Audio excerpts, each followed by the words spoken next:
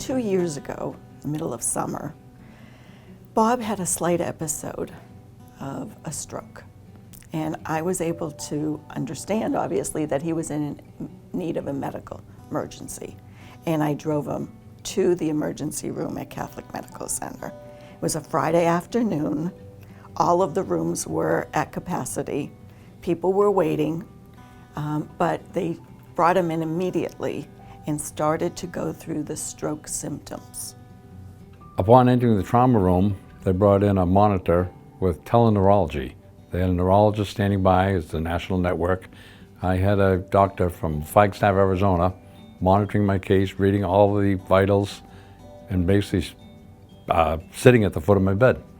We're all familiar with Zoom meetings and everything on screen right now, but this is really at the vanguard of the movement. I spent the next 5 days in intensive care. The nurses were in and out every 7 or 8 minutes. They monitored everything. Care was very attentive. The capital campaign, which is really for the expansion at the hospital, is critical. Unfortunately, Catholic Medical Center needs additional emergency rooms. The demand is there. We saw it when Bob was brought in, that there was no space. We were in a 6 by 8 foot room. So this campaign is vital. It is desperately needed to match the needs of not only the community, but also for the state of New Hampshire. When you're having a stroke or about to have a stroke, they say time is tissue, and the clock is ticking, and you got to get someplace and get care immediately.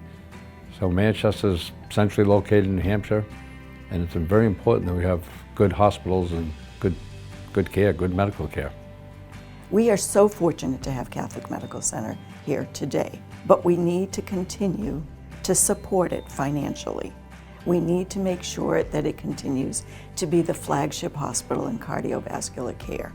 Technology is great, but it comes at a price, and we need to make sure that the hospital is here with the services and the technology and the doctors and the staff to provide it to us today and in future years.